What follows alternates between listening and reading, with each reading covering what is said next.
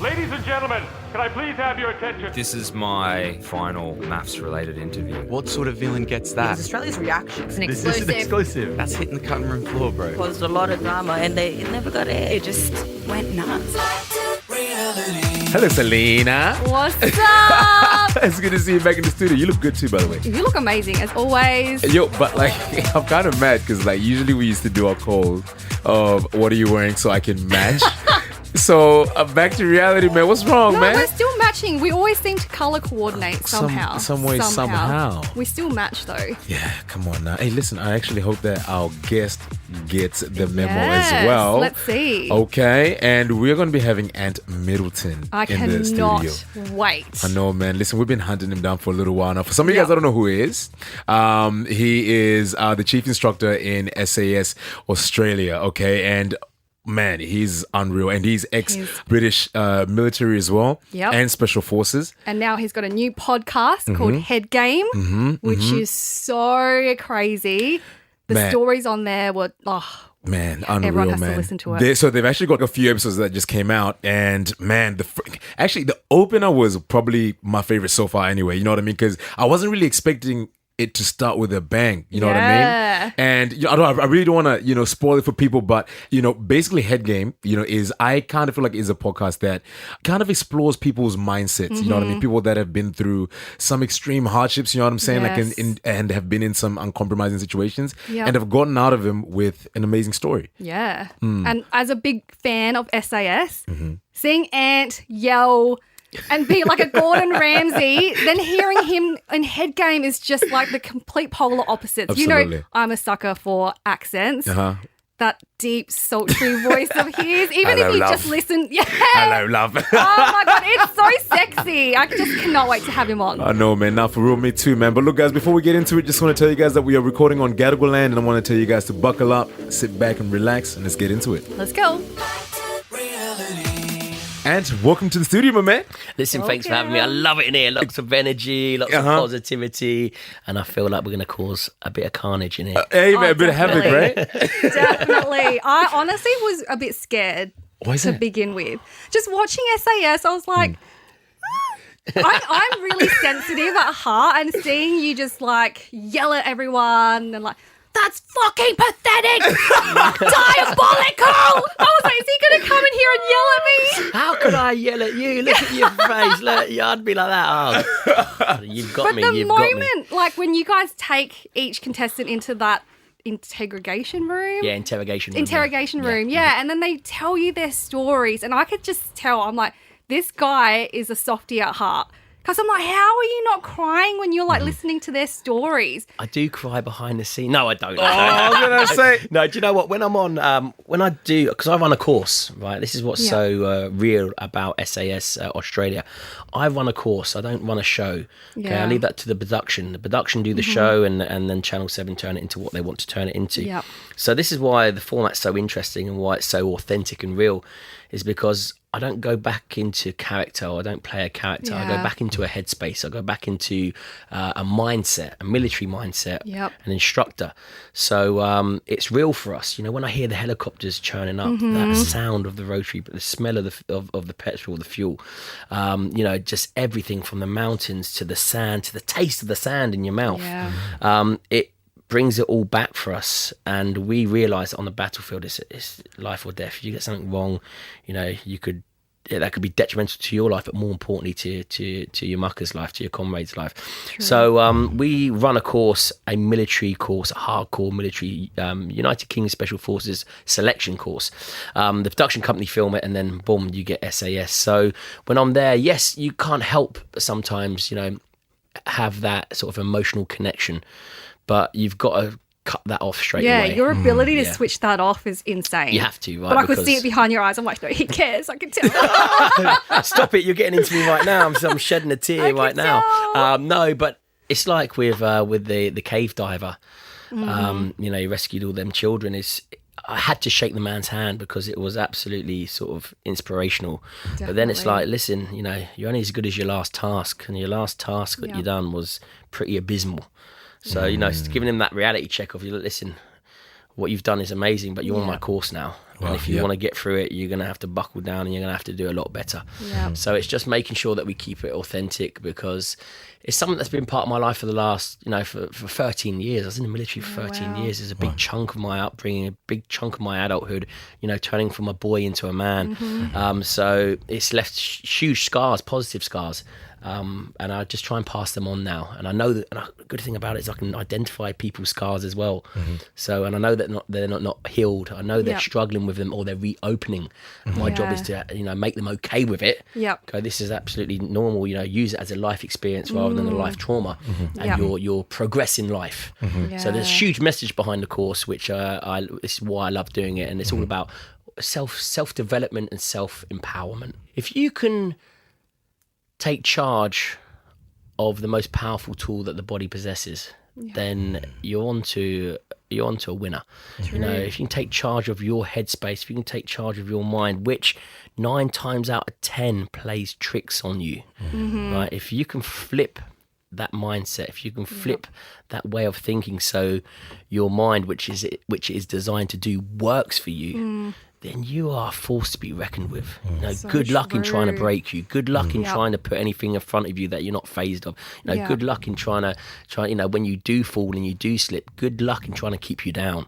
Because if you possess a positive mindset that works for you, I'm not saying you achieve everything you set out to do, but there's nothing that will faze you in life. Man, and I really like that you say that, because I think there's a common denominator in a lot of winners, you know what I'm saying? And like Kobe Bryant, like he said a lot about that as well too, it's all, in the mind, you know what I mean? And like he had to be able to win the war in his mind before everything else on the outside, then I feel like it's so important, like the message like that you're actually trying to show across on Head Game, because even, big high achievers like even David Goggins, you guys all share, like a similar somewhat, backbone, if that makes sense. How did you actually allow yourself to get into that zone before you got into the army? Do you know what? It's situations that have been forced upon you. We all have situations that are out of our control that are forced upon us, right? And a lot of people, they don't deal well with it, or they don't accept it. They don't acknowledge it for what it is. Therefore, they try and just cut it away. Right? If you don't accept it and you don't acknowledge it, then how are you meant to find a solution or a problem, solve that problem from it? So what I done, I was forced into situations, especially in the military, on the battlefield, into situations where if I didn't act and I didn't do something about it, then I'd be dead, or my comrades would be dead. So it almost gave me one option in life, right? When you are given one option in life, okay, you'll be surprised at how well you conquer that option, how well you achieve that one option. Because it's like you look around, you go, right, I can either stay here and then die, or I can give this one option a go and see how I get through it. And when you commit to an option, or that one option, all it is a series of commitments. You go, bloody hell, I've got through this, or I've got through that door. Wow, I'm still alive. It's like, right, what's the next commitment phase? Right, the next commitment phase is to get out into the corridor and go into, it's, you're breaking it down into the commitment. And with each commitment, you start to realise what you're capable of. You go, God, I didn't realise I was capable of that. But it's been forced upon me, right? Okay, these situations have been forced upon me. But then when you have multiple situations like that are forced upon you, you start to realise, actually, I should actually go looking for these situations now. I should actually go looking, because I know that I can deal with them because they've been forced upon me. I should go out and now make my own situations, or make my own, my own environment and then uncomfortable. And that's all I do. I always say there's no growth in comfort, and I try and put myself in uncomfortable situations all the time, because I know, and I don't get worried about the destination or the finish line, because ultimately there's only one finish line, there's only one destination in life. So I don't get carried away with that, because the moment you look at the finish line or you look at the task in its entirety, it can become overwhelming or too much. And guess what you do? You don't commit. You got like the easy option, because we've got multiple options in life, is take another step back, keep beating around the bush or going around this way, avoiding the inevitable. But if you look at it and go, do you know what, I'm going to commit to it no matter what. Once you take that first step of commitment, you're in a new space. And when you're in a new space, guess what? You're going to learn from it. And guess what? When you learn, you grow. And when you grow, you become a better version of yourself. You start to understand what you're capable of. And then it's a case of, right, a next commitment. You might commit 3 or 4 times, but it might not get to the destination. But how much have you learned along the way? how much you realise what you're capable of. So now take that. That destination isn't for you. Take that and use it to attack a different route or a different direction in life. And that's what I do. I always look at the commitment phase. I don't get carried away with success or failure. And what a lot of people do, they look at something and they think, I'm going to fail that, therefore I'm not going to even commit to it. And people are, the fear of the unknown, the fear of failure, because people think in their heads, if I fail it, I become a failure. Yeah. Right, so people don't even commit, and that's the worst thing you can do in life, is just step back and be a bystander, because when you don't commit, you don't learn. When you don't learn, you don't grow, and when you don't grow, how the hell are you meant to realise what you're capable of? Absolutely I feel like, So- I don't know if it's just me, but you're a dying breed. Like that mindset I don't feel like it exists anymore. But that's why sometimes, you mentioned it there, and it's quite interesting about, but you Kobe Bryants and the mindsets, like, they've been passionate about something, and then they've just found, actually, in order to get to the next level, I don't want to do this. And something might come along where all of a sudden they've been forced into this situation where if I don't commit to this, then I won't make it into the NBA. If I don't commit to this, then I won't make it into the team. It's almost that those hardships are there, and you're going to go through pain and suffering, but how much are you willing to sacrifice in order to get to where you want to be as an individual? And those situations, again, I just look at them as life experiences. A lot of people, they look at life as life experience as trauma. And then when you look at it as trauma, you've obviously adapted a negative mindset. And then when you adapt a negative mindset as well, then of course you're not going to move forward. Of course you're not going to find a solution to move on, or a positive way forward, because you're in that headspace. So Man, I really like that you say that, because I was actually having a chat with there's this older guy that comes into work every now and then, but he's a very, very wise guy. He always leaves me with like some little gems every now and then, and I just collect wisdom, bro. Like I just steal information. You know what I'm saying? But we all do, right? But where do you get it off of? You get it off of each other. Yeah, 100%, man. Yeah. And like he was saying something along the lines of exactly what you just said there. Where he actually gave me 3 things that he wanted me to focus on, like going into the next stage of my life. And he was saying that, there's nature, nurture, and circumstance. And all those 3 things come down to what you just said, like when you're saying about trauma, you can either be a victim or you can be responsible, right? Yeah, and I think a lot of times, like, going back to what you just said, like how about like how you're a bit of a dying breed, is because I think nowadays, mindset is actually one of those things that's a very, very hard thing to teach people. You understand? I think that's why I really love your podcast, Head Game, because it's kind of diving deep into these people that are in very extreme situations and how they kind of use their mind to break through those barriers of pain. You know what I mean? And that first episode that you did with Todd Russell, the guy that was stuck in the mine for 14 days. That was a true test of how strong your head game is. And you really have to actually go into a very dark place, right? Like to actually push through those pain barriers. And I really, really do admire that about you, man. And I wanted to ask you some, with the message that you're actually trying to share with your podcast Head Game. With the military background like that you have, what's your mission statement? Yeah, mission statement is to empower people with the tools that they already possess.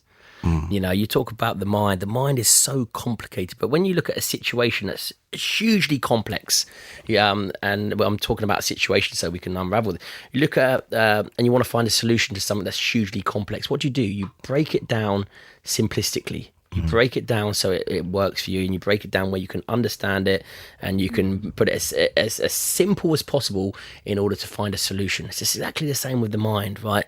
It's so complicated and so complex, but with the external world we take on complexities, and all we're doing is overloading the mind with complex ideologies, complex situations, and all you're doing is you're drowning the mind out, wherefore it goes into malfunction, right? Yeah. And what I try to do is I don't look at the external world too much. I go, right, what are the things I can control? And I'm going to give you a little system that I go through, and this is what I want the viewers ultimately to realise. Don't control what you can't control. Now, what I do is people are stressing about stuff and they're worried and they're anxious about stuff. And I'll get them to write a list down. I go, write a list down of the things. It might be, let's say, for example, it's 10 things that you're worried about and you're stressed. Write down a list of 10 things, and then I'll go to them, cross out the ones you can't control. You watch that list disappear. It's like, wow. About 8 out of 10 of them go, right? And then the good thing about that, it takes away majority of your problems that you can't control, that you've self-induced, that you've put that onto your complex mindset anyway, right? Yep. But what that does, it allows you to focus on the two things, for example, that you can focus on. Right there, that you've got the things now that you need to focus on. These two things are achievable because, again, you've broken it down. You've committed now to these two things. It's like, right, I can control that. I can turn that around. What do I need to do? Well, I need to fucking be more disciplined. I need to be more motivated. I need to surround myself with the right people. And you come up with a solution to the things that you can control. So not only do they get rid of the things that you can't, but keep things simple. Simplify everything, because we are so complex that if you add complexity on top of complex, guess what you're going to get? Confusion, anxiety, stress, pressure. It's like you're gonna go. That's why their minds work against them and play tricks on them, because they're just adding complexity to already the most complex tool in the world, which is the mind. So I just try and keep everything that I can't, all the exterior stuff that I can't control, I keep it at bay, because it shouldn't really affect me. It's not my problems. They're not my complexities to take on board. And I try to simplify everything through a process that I go through. And that process is committing, because ultimately all you're doing is committing to yourself. And when you commit to yourself, right, you start to realize what you're capable of. And when you start to realize what you're capable of through these small series of commitments, not worrying about the destinations, failure, success, they're man-made constructs, don't get that into your head. But when you start to commit and you realize what you're capable of, then self-belief kicks in the back end. Okay, that is the most powerful gift that you can only gift yourself. Right? Someone can tell you that they believe in you all you want. If you don't believe in yourself, it's just empty. It's like you can't lie to yourself, right? It's like, but through commitment and through realizing what you're capable of, self-belief kicks in. Wow, that is a gift that I always try to look for, no matter how, because it's like skill fade. It will go if you don't keep committing, if you don't keep realizing what you're capable of. That's true. So this is what I try and tell people. Commit to stuff, even if it completely makes you feel uncomfortable. It's completely out of your realm. If it's completely, left field, commit to it. Get in there. Boom, you're in a new space. What can I get from it? Actually, no, I'm not going to commit anymore. But wow, I've grabbed this from it. Right, I'm going to take that off and I'm going to go here. Yeah. And all I'm trying to do is it's about self-empowerment, basically. Do you have any words of affirmations that you tell yourself on a daily basis to motivate yourself and keep yourself accountable? Yeah, get ready. Get ready. Okay. Get ready. Do you have a theme song? Because no, but I'm always telling myself, because when you look at fear, and I always put myself in fearful situations, because it's a powerful tool. Once you learn how to harness your emotions, and the key emotion, fear, once you learn how to harness fear, there's not much that you won't commit to, right? Which, again, I'm always on about this commitment phase.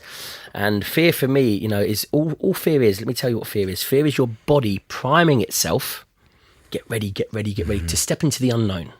Okay. That's all it is. That's all fear is, okay? It's your body priming itself to step into the unknown. Yeah. So when I go and do stuff that, well, it might be public speaking, it might be doing an event, it might be doing, when I feel that get ready, I'm like that. It excites me. So fear excites me. I'm like, do you know what? I'm going to get ready and I'm going to commit into this. So every time I feel that fear, all I think is about, actually, it's just my body priming itself. And I'm going to use my body to my advantage. I'm going to use it to work for me. So that's what I do. I'm like, get ready. And once you do that, then you know that the fear is there. The fear is real. You can almost hold it, and then you go, do you know what? I'm just gonna make it work for me. Yeah. Why wouldn't you want to work for yourself? Everything out there is out there to get you. Everything, there's so many negative people in this world that are trying to drag you down. If you're working against yourself, it's like, oh, come on, why are you doing that? So find a solution, find a way, because I promise you, once you harness that power of self-belief, then there's nothing that will stop you. Man, self-belief, man. And I think that's something that I see you try and instill as well to the people that you're instructing, on SAS. And, that's something that's, like, you really can't teach that, man. Like, it's almost like a callus, right? Yeah. You know what I mean? And it's like a mental callus, as you just said, like, you're like, get ready. Like, but you've been through countless of those times, and you actually seek that fear, you know what I mean? And if you, like, a little bit scared, you're like, nah, that's exactly what I need to go and do, right? Here you are, you have all these people that have different life experiences come on one show, you know what I mean? And you're trying to, get them out of their comfort zones. It's, one is difficult to teach, but, like, how do you, kind of block out the sympathy, you know what I'm Yeah, saying, of for them course. whilst they're going through all this pain. Do you know what? I'm there for good reasons. You know, I'm there to help people. I always have that at the forefront of my mind. I'm fascinated with people. I'm a people's person. You know, if I can help someone, then I'm happy. So I always keep that at the forefront of my mind. You know, and sometimes they need the harsh realities, the harsh lessons, and they need they need to be pushed for them to commit sometimes. For sure. So it's one of those where you can lead a horse to water, but you can't force it to drink. So all I try and do is I try and lead that horse to water, but stage by stage, commitment by commitment. I break it down to the 0.1% to the 1% here. The next stage is a 2%. Going from 0 to 100% doesn't exist. So I'd never ever push someone from going, right, we need to complete this, and this is what success is. Those two aren't important to me. It's the bits in between that are really, really, really important, not only to myself but to other people. So, and again, you know, I remember Bonnie from series 3, I think she was, when we done the underwater vehicle dunk. You know, we put them, strapped them into a vehicle with simulated crashing into, which we do, you know, sort of like vehicle dunker drills. And she was petrified. She looked at the task in its entirety and she was like, she wanted to be VW. She said, I can't do this. I said, no. I said, you're not doing that. I said, that's the easy option out, and I'm not giving you that. You know, I said, what I want you to do, I said, how do you know you can't do it? She went, well, the water petrifies me. It's one of my. I said, well, you haven't even got into the vehicle yet. You know, that's the first commitment, right? It's like how do you know you haven't even got into the vehicle yet? I said, so that's your first commitment. I said, break it down. I'm going to break it down for you. Wow. I want you to get into the vehicle, and I want you to sit there and I want you to put your seatbelt on. So I said, can you do that? She went, yes. I said, boom, you've committed to the task. Wow. That in myself, I was like, yes. She got in there, put the seatbelt on. And I said, how are you feeling? She went, I don't think I can get into the water. I said, why not? She went, because my seat. I said, well, undo your seatbelt a couple of times, put it on, and then tell me if you want to commit to the next phase. She put on her seatbelt. I said, right, you can undo your seat. You're quite happy. She went, yeah. She went, I'm ready to commit. So the next phase was, I said to her, when this starts, I said, the exercise is going to finish. I said, you're going to be put into the water. I said, however, if you do panic, I said, there's a side window, just get out the side window. Yeah. I said, you know, there's an option now. I said, but I'd love you to commit to the next phase. And she was like that. Yeah, I'm ready to commit. Oh, man. And when she said I'm ready to commit, I said, look, I'll give you a little hint here to get through this task. I said, can you hold your breath for 40 seconds? She went, yes, Stuff. She went, I've been training, but I can hold it for 1 minute and 20 seconds. I said, that's all. Yeah. Look at I talk about the distractions, the complexity of the exterior that clouds your mind, that weighs you down. I'm like, take all that away. When you lift up into the air, think about holding your breath. The moment you go underwater, think about holding your breath for 40 seconds.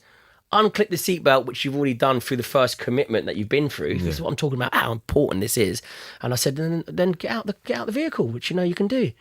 Lo and behold, done it, bang, bang, bang. After that task, she VW'd because she was like, I've done everything I need to do. So she succeeded in her own mind. Yeah. Wow. She done everything that she needed to do in order to for that self-belief to kick in. You know, and I've spoken to her since. She's like, if you would have shown me that this task was on SAS Australia before, I'd have never signed up for it. Right. This is what I talk about, the commitment phase of the exterior world of, you know, of this complex exterior, you know, loading down your complex mind. It's because what do? Your mind malfunctions, and guess what it does? It says no. It says, it goes, no commitment, pause, flight or fright. Do you know what I mean? Do you know what I mean? For real. And a lot of people do that. They live in the void, and it frustrates the hell out of me. But that's why I love doing SAS. That's why I love Head Game, the podcast, because I speak to fascinating people, and that, like you said, it's a little bit of inspiration that you get from people, and that's what I do on a daily basis. Absolutely. So was she like one of the contestants that really, you know, surprised you? Yeah, really. Yeah, but then really surprised me. But put her faith in me, put her trust in me. Wow, yeah. And you know, that's why again on SAS it's so important, because we play with people's emotions. That's what we do, and that can never be mistrusted or misled. Yeah, that's true. You know, because so you know, the body is a powerful thing with multiple sort of assets, and if you sync them all together, and you don't, you know, so they don't work against each other, then we are a phenomenal force. And then you think of one individual like that, you put a team of individuals like that, you put an organisation together, you put you know, it's wow, man, yeah, it's through the roof. Yeah. Out of all the seasons, are there any contestants that you've, you know, stayed in contact with? Yeah, there are, because you can't help but build a relationship bond with huh? them. Yeah, for real. And it is a bond because, you know, we go through that process with them.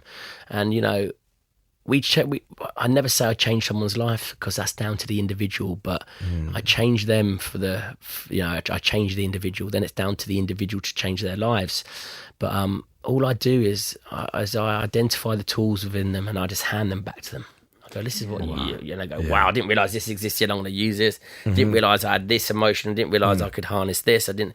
And it's you can't help but keep in touch with some of them. I don't, obviously. Yeah. So I never want to see you again. You know, but yeah, some of them they're like Melissa Wu, the young diver. She was absolutely phenomenal. You know, she's one recruit that will always stick in my head at the highest regard.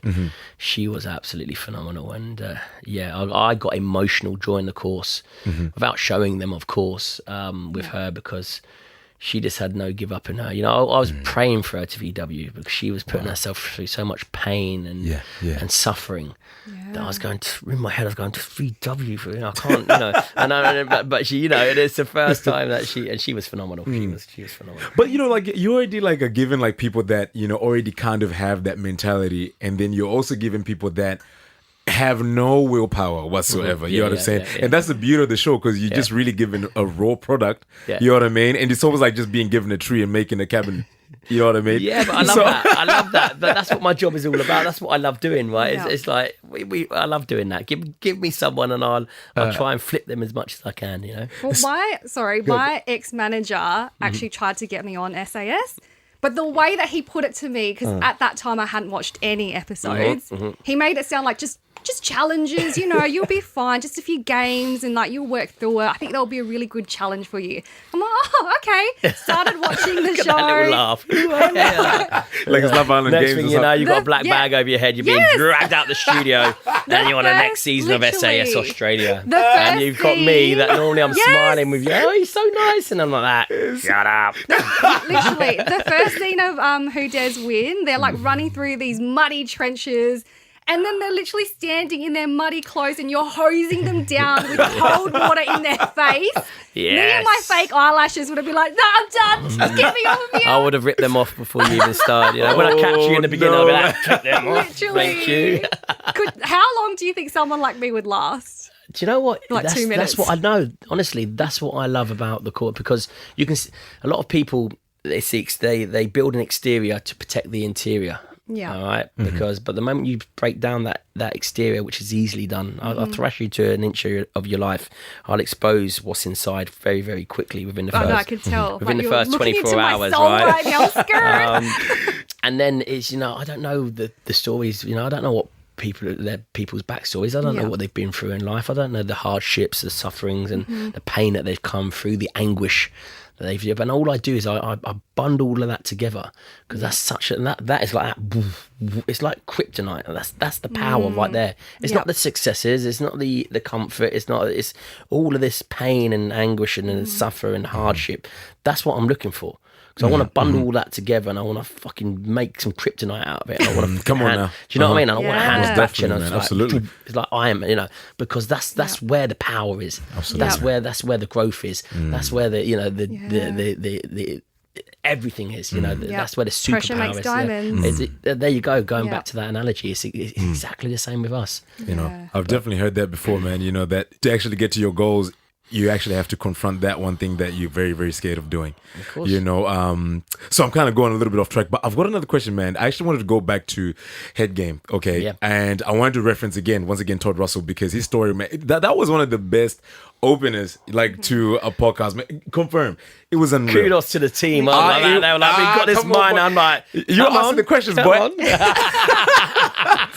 And you know what, man? I think like each and every one of us have got a story to tell. You know what I mean? And why I was so excited to meet you, man, because you also mentioned about how you were on tour. I've read a little bit on your books as well about your tour when you're in Afghanistan. And my dad was in Afghanistan as well too. He was a D miner. Kudos.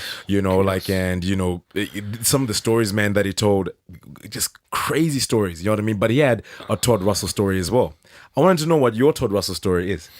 So, I've been stuck in many situations before, but I was this one particular mission. I was we were after quite a bad guy, a high value target. They're called HVT. Okay. And my story is other people taking charge of my emotions, my team sort of taking charge of me, because I froze with fear in this one particular situation. So what happened was we were after this high value target, and I was a point man. I was the first man through the door. I've been on multiple operations. So this is why every situation is so unique, and you've got to break it down in your own unique way. So we were after him, and we broke into the compound where he was in. We dealt with a huge firefight in the compound, and I can just remember at the corner of my eye seeing someone jump up and run to a doorway with a weapon. So I thought to myself, right, that's the next target. Once we've dealt with this chaos here, that's my next target. I need to go, as point man, I need to go straight. I need to lead the way. So I ran up to the door, stacked up against the door, and I was just about to go through the door, and a load of bullets came through the door. Boom, boom, boom, boom, boom, boom, boom, boom. So I'm thinking to myself, right, actually, this gives me a good picture, right? Because I'm highly trained in a way. It gave me a risk assessment in a way, because I thought to myself, right, the person on the other side of the door is firing on automatic. We never fire on automatic. We never waste one bullet. Okay, so it's telling me the psychological advantage is, right, I'm more highly trained than this person. So I'm giving myself psychological advantages along the way to get through that door. Second thing that comes into mind is when you're on automatic, your weapon naturally rises. Okay, you have to take your finger off the trigger to bring it back down to control it. So I know there's going to be a natural pause in the weapon. So I think to myself, boom, that's going to happen. So when that happens, I'm breaking this down within milliseconds. When that happens, that's my opportunity to burst through that door and go. So that's exactly what happened. The bullets started rising up, and I could see them rising because the shards of wood were coming out. So I thought everything's working to my advantage right now.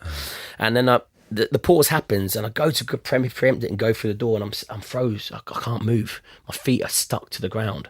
So I'm like, and I've been in multiple situations like that, but this is the one time I was thinking. And then, boom, the rounds went again. In my head, I'm thinking, and what's going through your head? Get through that bloody door. And, you've got your team out here sitting ducks. You've just been through a firefight. And even though the team behind have got the courtyard secured, it's like, any sort of hesitation, you're going to get the team killed. So, again, I wait for the second pause to go up. So the rounds go off. I wait for the second pause. I go through the door, and I'm completely froze to the ground. Wow. So at this stage, I know it's fear. That's that fight or flight mode. Yeah. I know fear has got me, and then my brain starts to blank, because the complexity on top of complexity. You can't compute. You can't register it. You can't break it down. I went into such a severe sense of panic that my body just started to shut down, and I thought, all right, I'm dead. Do you know what I mean? They're going to come through the door, I'm dead. Then all that happened, my pal behind me, I was at the door ready to go through, my pal behind me, all he'd done, he reached over my shoulder and he just squeezed it twice. Like really soft, not a big pillow, he just squeezed my shoulder twice. And everything, all my emotions, I went from feeling like a lead weight to a balloon. Wow. And it's a form of communication that wasn't verbal at all, but it's almost as if he was saying in my head, and I know exactly what you're going through. Don't worry, the moment you get through that door, if you get hit, I'll take the second bullet. Or if you get through that door and you stumble, I will be there to finish the job. Do not worry, I've got your back. Wow. And I can remember that moment of, and again, it was seconds. That moment of, and it just left me, and the third burst went through, wait for the pause, went in there and got the job done. And it wasn't until I got back from a mission that I broke it down. I was like, right. And again, I talk about being honest with yourself. Everything starts with you. I can remember thinking, just be honest with yourself. And I said, why did you pause at the door? And I was like, because you're scared. Telling myself, I'm a special forces operator, the best in the world, and I'm telling myself that I'm scared to go into combat, but it needs to be done in order to break it down. Yeah. Right, it's like, right, I'm scared. Right, why were you scared?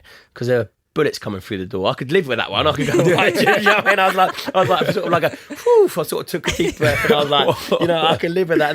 But then I thought about it. I thought, well, actually, it was someone taking charge of my emotions, right? It's my teammate actually took full control of my emotions to get me through that situation, to keep me alive and to keep them alive. They probably didn't realise it at the time. And I always say to people about emotions, we 9 times out of 10 we experience negative people taking charge of our emotions. So we have a negative experience with emotional intelligence. So what we do, we go, I'm just going to keep them to myself. I'm never going to let myself be vulnerable like this before ever again. So I'm going to just lock my emotions up and I'm going to use them for myself. Well, actually, when you let positive people, this is why I say it's so important to surround yourself with positive people. When you let positive people take charge of your emotions, God, it kept me alive that day. It took me to the next level. I can remember going into combat after that, thinking to myself, I used to think I was the invincible one. Because I was so good at my job, bang, bang, bang, do what I needed to do. And at that moment, after that moment, I realised it wasn't me that made me feel invincible. It was my team behind me that made me feel invincible. And that was one moment of the pure malfunction of complexity on top of complex, on top of complex. You're going to go into that mindset where it's just going to completely be too much of an overload.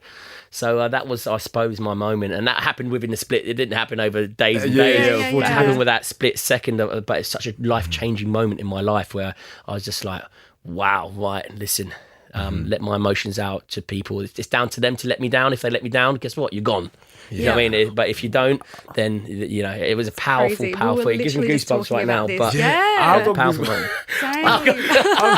Because I've seen so many of these movies, man. Lone Survivor, like American Sniper, all these things. I actually felt like I was there with you, with the guys squeezing your arm, man. It's good. But like now that you aren't surrounded by stray bullets and all that, man, what scares you now, man? Do you know what? I still feel fear, and the moment you don't, then I think you either think you're there, but it's like I jumped out of a helicopter at Bathurst with the trophy this weekend, and people are like, and it made it look so easy. I'm like, yeah, but it's fear that I'm still nervous. I still I still kept that fear there. But again, get ready. It's like I'm not really stepping into the unknown, but that fear now has turned into excitement. I know what's going to come. So there's not much that there's lots that scare me, but there's not much that phases me. There's a difference. There's not much that phases me. There's not much that I won't commit to. I don't care. The fear of failure is completely gone in my eyes, because failure is just a man-made construct. Who's to tell you that you failed? Who's to tell you that you're a failure? That's all external. That doesn't mean nothing to me. I'll be the judge of that. The fear of not being good enough. If you don't think that I'm good enough, then should you be in my circle? Should I be hanging? No, you're not my type of person. The fear of the unknown. Well, listen, actually, the unknown is a great place, because I love the unknown. I love jumping into the unknown, because guess what? The unknown, you're going to learn something, no matter what, positive or negative. In the unknown, you're going to learn something, and you're going to learn from that. You're going to grow from it, no matter what. Whether you go, decide to take this route or this, you're going to learn something, and it's going to make you a better person. I promise you. Man, that's beautiful, man. You done dropped some gems today, man. I ain't gonna lie to you. I wish my phone was like on record the whole time, but I just realized we're actually recording a podcast. So I was like, you know what? But it's the energy as well. It's why it's so important. With you guys, it's like you bounce off each other. This is what I say about being with. There's nothing. I don't want nothing materialistic or anything off of people. I want to go into a room and I want to come out. 5%, 2%, 1%, more energized, a better person just from being in your presence. Surround yourself with positive people. Just so they make you feel better about yourself. So they make true. you, we were literally talking about this, because I just had my birthday on the weekend. Oh, happy birthday. Are we celebrating this weekend as well? It's all birthday month, It's so birthday we have to. I want an invite. Listen, but I was just looking at my circle, and I'm like, this is like the first time I had like so many people show up for me, and I just felt so blessed. But it took for me to cut out so many toxic people out of my life to get to that You'll do that your whole life. Yeah. Just be aware of that. Just don't change who you are. Yeah. Let them prove you wrong. Yep. Okay, a lot of people, they change from experience. Like, no, listen, stay true to you. Yeah. And it will happen your whole life. You're going to fail. You're going to succeed. People are going to come into your life. People are going to come and go. It's going to happen until the day you take your last breath. Just, Come on. Yeah. Wow. Birds of a feather flock together, right? We've heard that There time you and go. time again. Yeah. 100%, brother. Now, Ant, we have a little game that we want to play with you. You have been in the military. You are the Gordon Ramsay of SAS. You are a come on. father of 5. You're a husband. We just want to know, is Ant Middleton just like us? So I've actually got a few questions that we're going to ask. And I think for me and for everyone else, we see this hard exterior and we just want to kind of go deep down and just kind of see if you're just like us. So are you ready to play? Go. Let's go. All right, cool. First question. When was the last time you binged a Netflix show? And what was it? I don't watch TV. Really? I was hoping it did. Hey. A Netflix series or... Let's say that. Wow. He is not like us at all. There is Well, nothing. no. Do you know what? Listen, this comes to the Michael Jordan. Oh, man, Last Dance. Last Dance. That was yeah. unreal, You know what? man. Yeah, that is the last time. So Yep. I was obsessed with that. I like that, boy. Yeah, that's like a that a winning lot. mentality right there. Come on now. Yep. Okay, next one. Have you ever eaten a block of chocolate in one sitting? Absolutely. So he's like us. Absolutely. Of course I have. Okay, good. That makes me feel better. Have you ever skipped leg day? Absolutely. Absolutely. I'm loving this so far. This is good. You know when you're just like, nah, I do pecs again. I'm going out this weekend. Yeah, man. The t-shirt muscles. That's what we call them, right? Exactly. Yeah. That's it. Yeah. Have you ever pressed snooze on the alarm? Yes.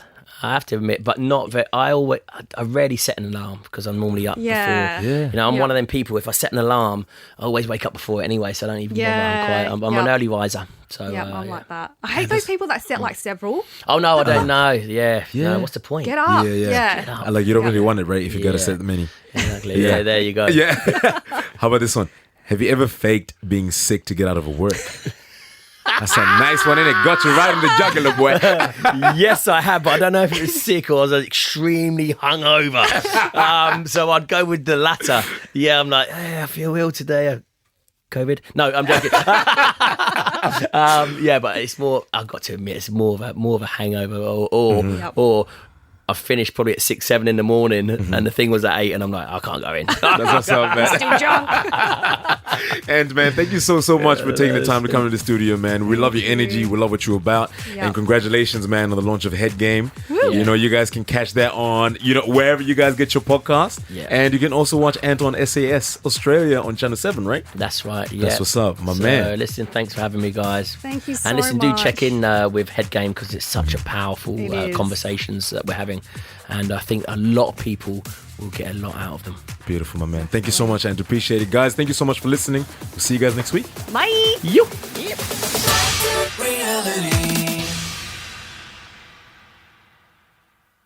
Ant Middleton here, host of SAS Australia, author and extreme adventurist.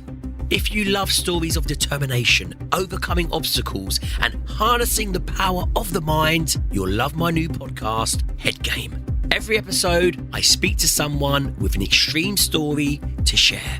Unless you're put in a position where you have to survive, you don't know what your mindset is capable of doing. Listen to Head Game wherever you get your podcasts.